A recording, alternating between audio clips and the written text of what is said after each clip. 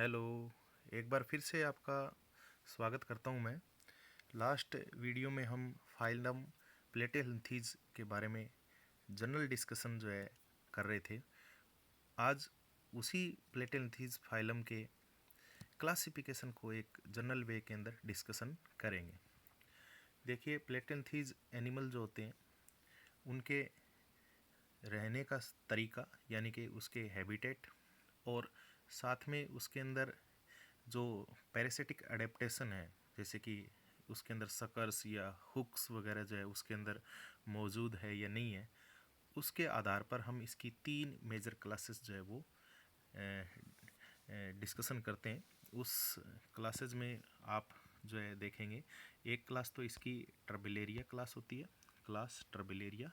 दूसरी क्लास इसकी ट्रिमेटोडा और एक क्लास होती है इसकी सिस्टोडा। तो हम एक एक करके जो है हम यहाँ इस क्लास के बारे में जो है डिस्कशन करते जाएंगे। फर्स्ट ऑफ ऑल हम डिस्कशन करेंगे अपनी क्लास ट्रबिलेरिया के बारे में। देखो, ये जो ट्रबिलेरिया जो क्लास है, इस ट्रबिलेरिया क्लास के जो मेंबर होते हैं वो फ्री लिविंग होते हैं, यानी कि कोई पैरासिटिक नेचर के नहीं होते। और या तो ये मैराइन वाटर या फ्रेश वाटर, या तो ये मैराइन वाटर के अंदर या फिर फ्रेश वाटर के अंदर आपको मिलने वाले एनिमल होते हैं। इनके कुछ एक एग्जाम्पल अपने देखते हैं और उन एग्जाम्पल में हम जैसे कि एक एक करके हम इसको जो है देखते जाएंगे। सबसे पहला मोस्ट इम्पोर्टेंट एग्जाम्पल इसका है वो प्लेनेरिया। जैसे कि हमने इसके प्लेटेंथीज के जनरल करेक्टर्स में भी इसको डिस्कशन किया था, ये प्लेनेरिया। और फ्रीक्वेंटली इसको जो है बार बार स्टडी किया जाता है। एम्ब्रियोलॉजिकल डेवलपमेंटल जो साइंस है, उस एम्ब्रियोलॉजी के अंदर इसको स्पेशली रीजनरेशन जो प्रोसेस है, उस प्रोसेस की स्टडी के लिए इसको क्या किया जाता है, यूज किया जाता है। फिर एक और जो है इसका दूसरा एग्जाम्पल हम देखेंगे जिसको गुंडा बोलते हैं। ये भी मिलता जुलता है, हालांकि नाम अपना जो है अपनी लैंग्वेज के अंदर गुंडा जो है वर्ड थोड़ा सा हम कह सकते हैं कि भी नेगेटिव, लेकिन ये कोई भाई इस तरीके का गुंडा नहीं है, ये एक नाम दिया गया है इसका। तो ये भी मिलता जुलता है काफ़ी हद तक। दूसरा जो एग्जांपल आप देख रहे हो गुंडा, ठीक है, ये भी आपका ट्रेबिलेरिया से मिलता जुलता है और समुद्रों में ये पाए जाने वाला एनिमल होता है। इसी तरीके से तीसरा एग्जांपल इसका एफ्रोनेटा। एफ्रोनेटा जैसे कि आप देख रहे हो यहाँ पर, ये एफ्रोनेटा का एग्जांपल है। एफ्रोनेटा जो देख रहे हो ये भी मिलता जुलता है प्लेनेरिया। तो एक तरीके से देखा जाए प्लेनेरिया से मिलती जुलती जो है शकल सूरत वाले ये एनिमल है, और ये किसी भी प्रकार के पैरासिटिक जो हैबिटेट है या हम कह सकते हैं पैरासिटिक जो लाइफ साइकिल है उसको ये जीवन को व्यतीत नहीं करते। नेक्स्ट हम देखेंगे इसकी जो अगली क्लास है वो रहेगी इसके अंदर क्लास ट्रिमेटोडा। ट्रिमेटोडा जो क्लास है उसके मेंबर सारे के सारे पैरासिटिक होते हैं, या तो ये एक्टोपैरासाइट या फिर ये एंडोपैरासाइट। अब हम बात करेंगे एंडो और एक्टोपैरासाइट। यदि कोई भी पैरासाइट होस्ट शरीर के अंदर या होस्ट बॉडी के अंदर यदि सरवाइव कर रहा है तो उसे एंडोपैरासाइट, और यदि वो किसी होस्ट की सरफेस के ऊपर शरीर के बाहर की तरफ यदि वो पैरासाइट के तरीके से रह रहा है तो उसे आप एक्टोपैरासाइट कहेंगे। ठीक है, इसके कुछ एक एग्जांपल देखेंगे इसके अंदर। जैसे कि एक करेक्टर और देख लेते हैं इसका, बॉडी इनका अनसेगमेंटेड होता है, बॉडी जो है वो अनसेगमेंटेड। और यहाँ पर हम बात करेंगे इनके जो शरीर के ऊपर हुक्स या फिर सकर जो स्ट्रक्चर है वो पाई जाएगी। ये हुक्स और स्ट्रक्चर, सकर जो स्ट्रक्चर है जिसको आप हिंदी में चुस्कांग भी बोलते हैं, ये होती क्या है एक्चुअल में, किसी भी होस्ट के शरीर के साथ चिपकने में एक तरीके से हेल्प करने वाली ये स्ट्रक्चर है, जिसको हमने प्रीवियस लेक्चर में डिस्कशन भी किया था। यहाँ ज़्यादा जो है इसको डिस्कशन नहीं करेंगे। इसका बेस्ट एग्जांपल हम यहाँ पर देखेंगे वो सबसे पहले फेशियोला। जैसे कि मैं एक डायग्राम जो है वो इसका जूम कर देता हूँ फेशियोला का। ठीक है, फेशियोला में आप देख रहे हो यहाँ पर ये एनिमल जो है उसकी स्ट्रक्चर, इस फेशियोला के अंदर ये एंटीरियर सकर है, इसी तरीके से ये पोस्टीरियर सकर, और ये इंटरनली जो इसके अंदर कुछ स्ट्रक्चर जो है वो यहाँ पर जो इसमें दिख रहा है वो नेटवर्क, वो एक्चुअल में इसका एक्सक्रीटरी सिस्टम का जो ट्यूब्यूल्स है जिनके ऊपर फ्लेम सेल जो है वो लगी हुई वो दिखाई दे रही है इसके अंदर।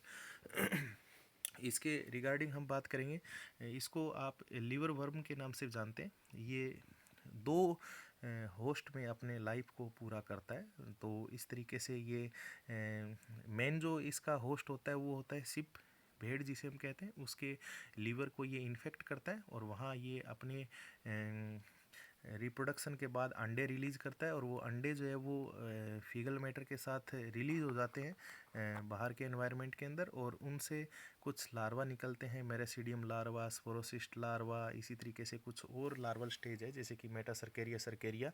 काफ़ी लंबे प्रोसीजर के बाद अलग अलग जो लार्वल स्टेज है उसके बाद में ये इसके सेकेंडरी सॉरी ये लार्वल स्टेज जो है वो एक्चुअल में इसका जो एक सेकेंडरी होस्ट जो होता है वो इंटरमीडिएट होस्ट के नाम से भी अपन उसको जानेंगे, वो होता है इसका फ्रेश वाटर मोलस्कन एनिमल। तो फ्रेश वाटर मोलस्कन एनिमल जो है वो इसका सेकंड जो है वो होस्ट रहेगा, उसमें ये अपने लाइफ साइकिल को पूरा करेगा और फिर बाद में इसकी जो मेटासर्केरिया, सर्केरिया लार्वल स्टेज से दोबारा से ये किसी भेड़ के शरीर में दोबारा से चला जाता है और वहाँ जो है ये क्या करता है कि भी अपने लाइफ साइकिल को दोबारा से प्राइमरी जो मेन होस्ट है उसके अंदर शुरू कर देगा इसके अंदर। तो इस तरीके से ये कुछ इसके जो जीवन चक्र लाइफ साइकिल है उसके रिगार्डिंग हमने थोड़ा सा एक जनरल जो रिव्यू है वो हमने देखा। इसी तरीके से दूसरा इसका जो मेंबर है उसे कहते हैं अपने सिस्टोसोमा। सिस्टो सोमा जो है वो उसको आप ब्लड लीफ वर्म के नाम से भी जानते हैं। एक्चुअल में ये जो एनिमल आप देख रहे हो इसके अंदर ये सिस्टोसोमा जो है वो दिख रहा है और ये एक्चुअल में हमारे जो भी इसका होस्ट है पर्टिकुलरली जो हमारे हायर कोऑर्डेट जो एनिमल है और मैमल्स में विशेष तौर पर जो है मतलब ये इंटरनल पैरासाइट होता है, तो उसके ब्लड में पाया जाने वाला ये पैरासाइट है। तो ब्लड में पाए जाने के कारण इसे आप ब्लड लीफ वर्म के नाम से जानते हैं। इसका एक और मेंबर है जिसे आप पैराग्यूमेनिस के नाम से जानते हैं। तो पैराग्यूमेनिस जो है ये देख रहे हो इसको आप लंग वर्म के नाम से जानते हैं, ठीक है। तो पैराग्यूमेनिस जो लंग वर्म जो आप देख रहे हो इसके अंदर ये भी जो है मतलब एक पैरासाइट है जो होस्ट के लंग्स को इन्फेक्ट करता है। तो इस वजह से इसका नाम जो है वो लंग्स वर्म जो है नाम दे दिया गया इसके अंदर। नाउ द नेक्स्ट हमारी जो क्लास रहेगी इस फाइलम की वो रहेगी क्लास सिस्टोडा। तो सिस्टोडा क्लास जो है वो आप देखोगे कुछ जाने पहचाने अपने जो मेंबर है वो इसके अंदर दिखाई देंगे, जिसमें टेप वर्म। तो टेप वर्म सबसे पहले हम देख रहे हैं तो इससे मिलते जुलते जो है एनिमल इसके अंदर इंक्लूड किए जाएंगे। ये सारे के सारे एंडोपैरासाइट होते हैं और इसके एंटीरियर पार्ट के ऊपर जो है एक स्पेशल स्ट्रक्चर पाई जाती है उसे कहते हैं स्कोलेक्स। जैसे कि पहले भी हमने बात करी थी कि स्कोलेक्स स्ट्रक्चर जो है वो एक्चुअल में इनके अंदर माउथ पार्ट नहीं होता, उसके अंदर ये एक तरीके से ऐसा ऑर्गन है जिसमें केवल किसी होस्ट सरफेस से चिपकने में ये हेल्प करने वाली स्ट्रक्चर होती है, ये स्कोलेक्स है। इसी तरीके से स्कोलेक्स जो है वो आप यहाँ पे भी देख रहे हो टीनिया सोलियम के अंदर। तो ये स्कोलेक्स जो है वो इसके अंदर प्रेजेंट है, ये हम यहाँ पर देख रहे हैं इसके अंदर। नेक्स्ट अपना पॉइंट इसके अंदर डिस्कशन करेंगे। इनका शरीर जो है वो सेगमेंटेड होता है। सेगमेंटेड देख रहे हो आप इसके अंदर, ये जो आप देख रहे हो टेप वर्म है उस टेप वर्म की स्ट्रक्चर के अंदर भी अलग अलग जो सेगमेंट है वो दिखाई दे रहे हैं। इन सेगमेंट को एक स्पेशली नाम दिया गया टेक्निकली, उसे कहते हैं अपने प्रोग्लोटिड। इनको एक स्पेशल नाम दिया गया प्रोग्लोटिड। प्रोग्लोटिड इस वजह से नाम दिया गया क्योंकि इनके जो ये सेगमेंट है हर एक सेगमेंट एक रिप्रोडक्टिव यूनिट है और किसी एनिमल के अंदर रिप्रोडक्टिव यूनिट के बिहाफ हम यहाँ कह रहे हैं, लेकिन प्रोग्लोटिड एक्चुअल में वो सेगमेंट होते हैं जिसके अंदर एनिमल के एक जैसे सेगमेंट बार बार रिपीट होना। तो यहाँ हम जो देख रहे हैं इसके अंदर हर एक जो इसके अंदर सेगमेंट है वो हर एक सेगमेंट एक तरीके से रिप्रोडक्टिव यूनिट है। तो रिप्रोडक्टिव यूनिट के बिहाफ बार बार रिपीटेशन जब इसके सेगमेंट के अंदर हो रही है तो इसे आप जो है क्या कह सकते हो, एक तरीके से प्रोग्लोटिड कह सकते हो इसके अंदर। हालांकि टीनिया सोलियम हम इसका सबसे पहला एग्जाम्पल देखेंगे, उसको ही डिस्कशन कर लेते हैं। सबसे पहले इसका एग्जाम्पल टीनिया सोलियम जिसको आप टेप वर्म के नाम से जानते हैं। तो यहाँ अपने थोड़ा सा इस डायग्राम को जूम कर लेते हैं जिसमें अपने प्रोग्लोटिड के बारे में भी चर्चा कर लेंगे और साथ में इसके जो है लाइफ साइकिल को भी एक जनरल वे के अंदर अपने डिस्कशन करेंगे इसके अंदर। टीनिया सोलियम जो है उसको टेप वर्म के नाम से जानते हैं क्योंकि ये काफ़ी लंबा होता है, लगभग 3-4 मीटर जो है इसकी क्या हो जाती है लंबाई हो जाती है।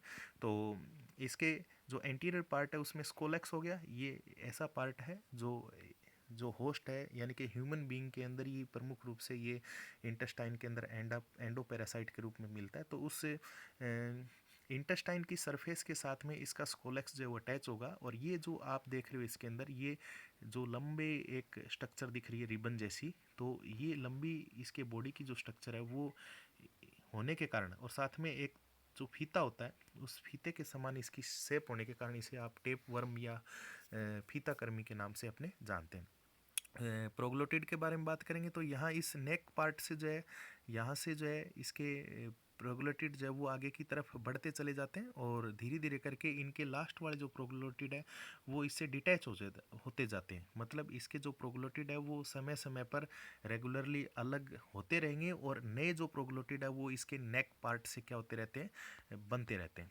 तो इस तरीके से यहाँ पर आपको दिख रहे जो प्रोग्लोटिड है वो धीरे धीरे करके इससे अलग होते जाएंगे। इसके जो मैच्योर प्रोग्लोटिड है, साथ में इसके अंदर ग्रेविड प्रोग्लोटिड, और ये कुछ इसके अंदर स्पेशली नाम दिया गया। हालांकि जो रिप्रोडक्टिव ऑर्गन का डेवलपमेंट या किस तरीके की स्थिति में पोजीशन में है उसके आधार पर ये इनके नाम दिए जाते हैं। टीनिया सोलियम जो है वो दो होस्ट में अपने लाइफ साइकिल को पूरा करता है। एक होस्ट मेन जो है वो ह्यूमन बीइंग हो गया, दूसरा इसका जो सेकेंडरी होस्ट होता है जिसके अंदर इसकी लार्वल स्टेज कुछ लाइफ साइकिल की पाई जाती है रिप्रोडक्शन के बाद में, तो वो इसका सेकेंडरी होस्ट होता है, वो होता है पिग, सुअर जिसे हम कहते हैं। तो इन्फेक्टेड जो पर्सन है ह्यूमन बीइंग, उसके यदि फीकल मैटर को जिसमें यदि एग हो तो उसको यदि सूअर खाए तो सूअर के शरीर के अंदर एलिमेंट्री कैनाल से ये लार्वल स्टेज को सूअर के शरीर में पहुंचा दिया जाता है, और वो सूअर की लार्वल स्टेज जो है सर्केरिया, मेटासर्केरिया और ब्लैडर वर्म लार्वा जो है वो एक्चुअल में पिग जो होता है उस पिग के सूअर की जो मसल है उसके अंदर जाकर क्या हो जाता है, परमानेंट हो जाता है। और फाइनली इस प्रकार से जो इन्फेक्टेड जो सूअर है उसको यदि खाया जाए एज ए फूड के तौर पर, यानी कि उसके जो मांस को यदि खाया जाए तो उससे दूसरे मनुष्य के अंदर इसका क्या हो जाता है, इन्फेक्शन हो जाता है। तो इस तरीके से इसको जो है यहाँ आप देख रहे हो कि भी एक तरीके से टीनिया सोलियम के बारे में जनरल इंट्रोडक्शन हमने देखा। इसी तरीके से हम जो है एक और टीनिया सोलियम की वेराइटी है टीनिया सोलियम सेजिनेटा, जिसको आप बीफ वर्म के नाम से जानते हैं। बीफ का मीनिंग्स जैसे कि आप देख रहे हो, ये जैसे कि ये एनिमल जो है उसको मैं थोड़ा सा जूम कर देता हूँ, उसमें अपने को कुछ क्लियरेंस होगी। बीफ का मीनिंग आप समझ गए होंगे कि भाई बीफ का मीनिंग क्या होता है। तो बीफ एक्चुअल के अंदर जो कैटल होते हैं, विशेष तौर पर गाय को जो है इसके अंदर शामिल किया जाता है, तो उसके बॉडी के अंदर मिलने वाला ये क्या होता है, एक तरीके से टीनिया सोलियम के समान ही ये एनिमल होता है, ठीक है। तो उसका ये एंडो पैरासाइट है, तो इस वजह से इसका नाम जो है बीफ वर्म के नाम से इसको जाना गया। एक और एनिमल आप देखोगे इसके अंदर, वो है इसके अंदर इकाइनोकॉक्सस। तो इकाइनोकॉक्सस आप देख रहे हो इसके अंदर, ठीक है। इकाइनोकॉक्सस के बाद आप देखोगे एक और इसके अंदर हाइमेनोलेपिस, ठीक है। तो ये ह्यूमन इंटेस्टाइनल पैरासाइट है, ये भी मिलता जुलता है टीनिया सोलियम के समान जो है वो आप देख रहे हो इसकी जो स्ट्रक्चर है। तो यहाँ हमने जो है इस प्लेटेलथीज जो फाइलम है उस प्लेटेलथीज फाइलम के कुछ जनरल क्लासिफिकेशन के अंदर हमने इसकी जो क्लासें हैं उनके बारे में जिक्र किया।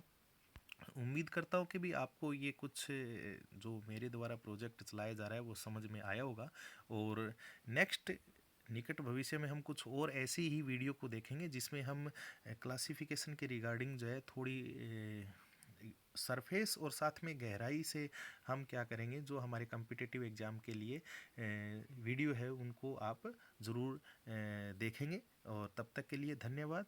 नेक्स्ट वीडियो के अंदर अपने मिलेंगे।